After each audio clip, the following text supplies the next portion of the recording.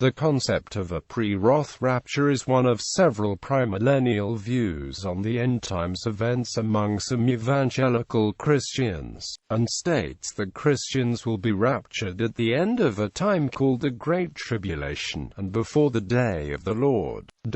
The pre-wrath position emphasizes the biblical distinction between Satan's wrath in the Great Tribulation and the wrath of God. According to the pre-wrath perspective, the Great Tribulation begins 3.5 years after the Antichrist makes a covenant with the many, in the middle of Daniel's 70th week. The 70th week is a reference to Daniel chapter 9 verse 24, where each day of the week corresponds to a year. After the first 3.5 years, the Antichrist will make himself known with the abomination that causes desolation, and he will reign for 3.5 years. The latter half of the 3.5 years is characterized by the Antichrist deceiving the world and persecuting the church. Although the exact timing of the rapture is not known, one of the key points to the pre-wrath view is that the rapture comes after the sixth seal is opened, when the moon is turned into blood. The tribulation of God's people will then be cut short with the second coming of Christ and the rapture, and those who are left behind on earth will face the trumpets and bowls of God's wrath, hence the term pre-wrath. God's wrath against the ungodly will follow for the remainder of the 7 years in what is known as the Day of the Lord. Origins. This view, like pre-tribulationism, mid-tribulationism, and post-tribulationism, falls under the larger umbrella of premillennialism, was formally named and publicized by Marvin Rosenthal in his book The Pre-Wrath Rapture of the Church, published by Thomas Nelson in 1990, at the prompting of his friend Robert Van Kampen, who went on to write The Sign and the Rapture Question Answered, Plain and Simple, Timeline. Much of the pre-wrath view is based on a linear, chronological interpretation of Jesus' account of the end times in the Olivet Discourse,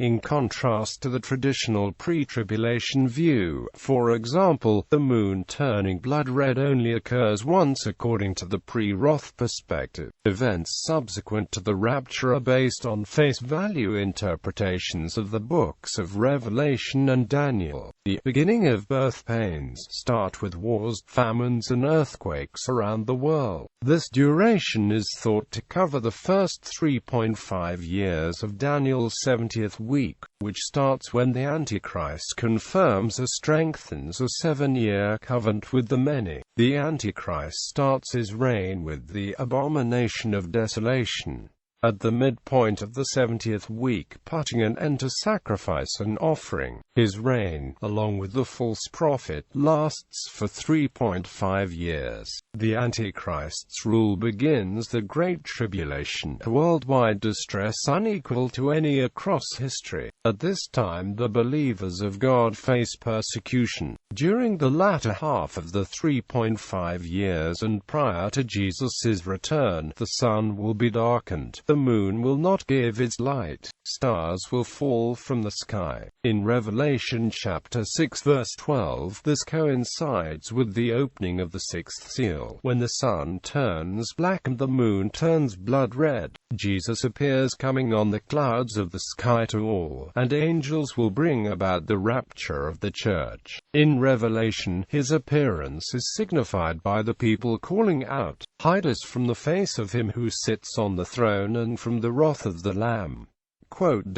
God's wrath falls on the remaining unbelievers, called the Day of the Lord. Since the second coming and the rapture of the church occur immediately before the Day of the Lord, they occur before God's wrath, hence, the pre-wrath rapture of the church. The seventh seal encompasses the wrath of the 7 trumpets. The 7th trumpet may represent the 7 bowls of wrath, which complete the mystery of God. Since the Antichrist's reign lasts for 42 months according to Revelation chapter 13 verse 5, the Antichrist's rule ceases at the end of the 70th week. At the Battle of Armageddon, the Antichrist and the false prophet are defeated and cast into the lake of fire. Since the time of the Antichrist is 1290 days according to Daniel chapter 12 verse 11, his end is then placed 30 days after Daniel's 70th week, 45 days after the destruction of the Antichrist. Christ's millennial reign is established. This is based on Daniel chapter 12 verse 11,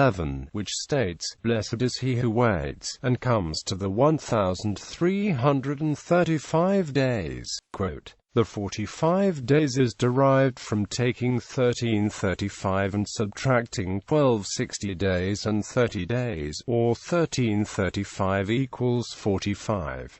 Proposed confirmations. Prewrath adherents affirmed that scriptures from throughout the Old and New Testaments confirm this timing of the rapture. A side-by-side comparison of the wording of the sixth seal and the signs in Matthew chapter 24 verse 29 announcing the second coming of Jesus and the rapture of the church indicate that they are the same event. Immediately after the sixth seal is opened in Revelation chapter 6 verse 17, the people of the earth cry out, "Hides from the face of the Lamb," indicating that they are viewing Jesus in the clouds. Since all of the people on earth are crying out of the wrath of God, this implies that all those on earth are unbelievers, and that the believers have already been raptured. Therefore, the rapture in Matthew chapter 24 verses 29 to 31 occurs after the sixth seal of Revelation, but before the seventh seal of God's wrath. The church is described to be in heaven as the great multitude, which has come out of the Great Tribulation. Throughout the Old Testament, the day of the Lord is the term used for the time of God's final judgment and wrath upon earth. According to Joel chapter 2 verse 31, the sun will turn dark and the moon into blood before the great and terrible day of the Lord. Quote, this combination of sun turning dark and moon into blood is always used to symbolize the same event, the cosmic signs in heaven before the arrival of the Messiah. This places the day of the Lord immediately after the arrival of Jesus Christ to rapture the church. In 1 Thessalonians, Paul puts the Thessalonians' minds at ease that,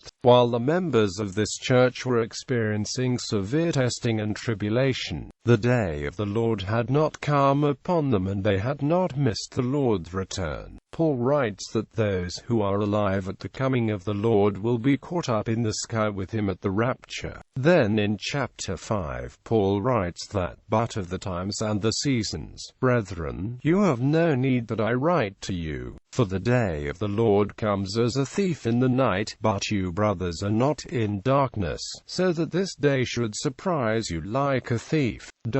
According to Prewrath, this passage clearly indicates that the coming of the Lord and the day of the Lord are part and parcel of the same event. The coming of the Lord. First, Jesus arrives in the sky at his second coming, at which time he raptures all Christian believers. Then his judgment during the day of the Lord falls upon those who have disbelieved and rejected his lordship. Prewrath is also distinguished from other premillennial rapture positions as to when, in relation to Daniel's 70th week, the second coming and rapture take place.